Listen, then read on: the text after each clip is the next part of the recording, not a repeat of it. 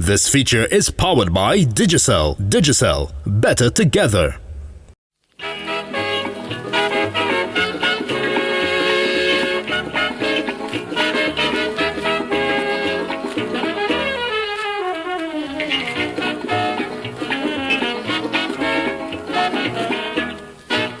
People only talking, but they really don't know what's the proper meaning for Trinidad and Tobago.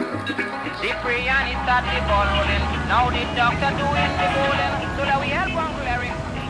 Now the Red House as we know it now was not always the Red House that was there. The Red House that was there was a little different. In 1903 there was what we call the water riots, when there was a rate increase in water taxes and people came out to protest. It eventually turned into a riot, which ended up with the Red House being lit on fire.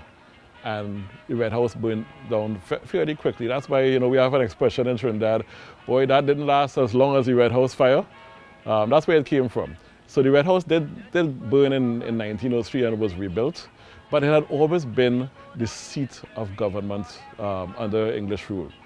And we had, the colonial government sitting there. And eventually, when we became an independent nation, that was the first place our parliament sat. So the Red House is right across from the University of Woodford Square, and it is a very, very significant place. Well, we put our heads together and live like one happy family. Democratically, educationally, we live independently. That square that we know as Marine Square, today we know as Independence Square. And why do we know it as Independence Square? Because that is where our flag was hoisted for the very first time on the 31st of August, 1962. That flag went up, the red, white, and black, to replace the Union Jack, and the square was changed forever. Anybody who's familiar with Port of Spain may follow the sequence of streets that run east-west across the city.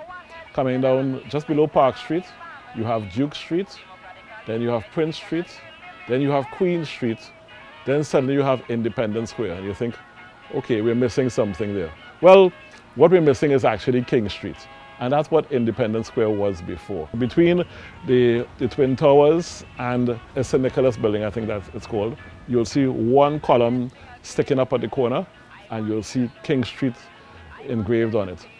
It's very interesting, but all of those things were things that existed during the independence period, but have since changed, of course. Together we will achieve, because it is your land, just as well as my land. It is your place, and also it's my place. So let me put our heads together and live like one happy family. Democratically, educationally, we'll be independently.